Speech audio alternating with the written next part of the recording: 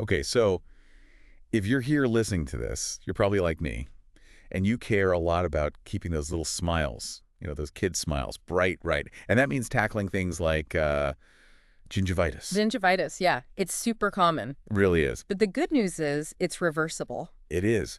And today's deep dive actually revealed something really interesting. So even if your kid's like a superstar brusher, Right. there's this like sneaky thing that could be working against them. Totally. Like a secret agent of plaque. Yeah, And this source called it out. It's all about how kids brush, not just how often, right? makes sense.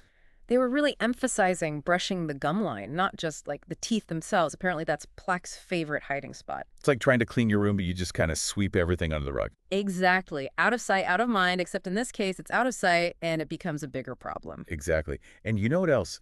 We all know kids love their sugary treats. That's true. Tell me about it. But the source pointed out that even those, like healthy fruit snacks, can be just as bad for their enamel. Yeah.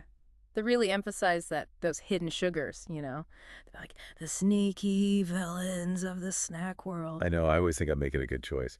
But, that's what I love about these deep dives, always learning new stuff. Yeah. Okay, so we've talked about brushing and sugar, The classics. but our source mentioned some other, maybe the less obvious things that can make kids more prone to gingivitis. Oh, and one that I never would have thought of is puberty. Oh, puberty rears its ugly head again. It's true. Hormones, man. They're not just messing with emotions.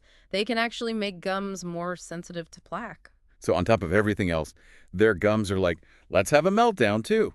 It's a rough time to be a gum, I guess. But yeah, and get this, dry mouth is another big one. Really? Yep. I just figured that meant you're thirsty. Nope. It can actually be a side effect of certain meds, even common ones like allergy medicine. Huh. See, I learn something new every time. Me too. And think about it, a lot of kids are like mouth breathers, especially at night. Yeah, that's true.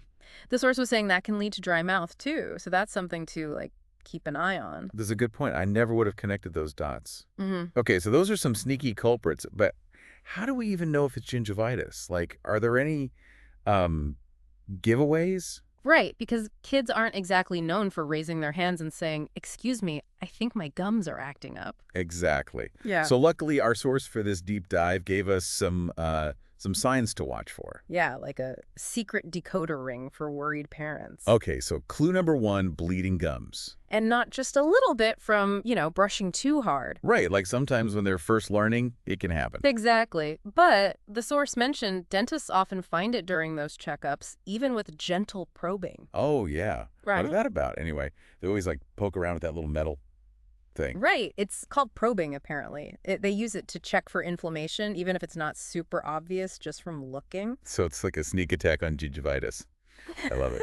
Okay, so what else should we be looking for? Well, healthy gums are usually like a nice pink color, but when gingivitis sets in, they can turn red, kind of swollen, or even like a dusky red or purplish. Oh, wow, I had no idea. So it's like a mood ring for your gums. Exactly. Right. And then there's another thing the source mentioned, I've never really considered it, bad breath that just won't quit, even with brushing. Oh, that's relatable. Right, like sometimes brushing just can't mask it. That can be a sign of gingivitis too. Wow, so if those little bacteria could talk, huh? Okay, well, this is all super helpful. So if we see these signs, it's time to, take action. Exactly. And the good news is, if you catch it early, it's usually reversible. Okay, that's a relief. But what about when those good habits we keep talking about, like they just aren't cutting it? What happens then? So what happens if we're doing all the right things, like brushing, flossing, all that jazz, but it's still not enough? What did the source say about that? Well, sometimes that plaque builds up and hardens. It turns into tartar. And when that happens, the source said your dentist might recommend something called scaling and root planing. Scaling and root planing, that sounds kind of scary, like medieval almost. I know, right? But it's not as bad as it sounds. They basically just do a deep cleaning, get rid of all that stubborn tartar above and below the gum line. Ah, okay. So it's like a fresh start for your gums. Exactly. But I guess even with a deep cleaning, it still comes back to those good habits, huh? Absolutely. This source was all about prevention. Brushing, flossing, cutting back on sugary drinks and snacks. Those are the real superheroes here. So true. Something's been on my mind, though. We talked about periodontal disease earlier and how it's not as common in kids, but it can happen. The source even used the term aggressive periodontitis And that sounds kind of terrifying, to be honest. Yeah, it does sound pretty intense. And for good reason.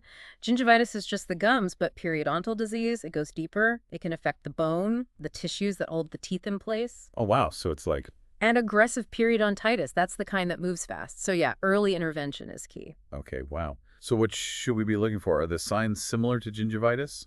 Some are, but like more intense. So think gums that bleed really easily, even with gentle brushing, really bad breath that just won't quit no matter what you do, and loose teeth, obviously, that's a big one. Yeah, that's a red flag for sure. Exactly. It's not as common in kids, thankfully, but it's definitely something to watch out for. And if you're concerned at all, talk to your dentist. For sure. So, wow, we've covered a lot today. All those sneaky causes of gingivitis, how important that gum line sweep is, and even those more serious situations. We really did a deep dive this time. We did. And speaking of deep dives, for our listeners at home, if you're feeling extra curious after today's episode, I really encourage you to do some more research on periodontal disease. Knowledge is power, right? Especially when it comes to our kids' health. 100%. Couldn't agree more. Well, that about wraps up today's episode. Remember to keep those little smiles sparkling. Mm-hmm. Until next time.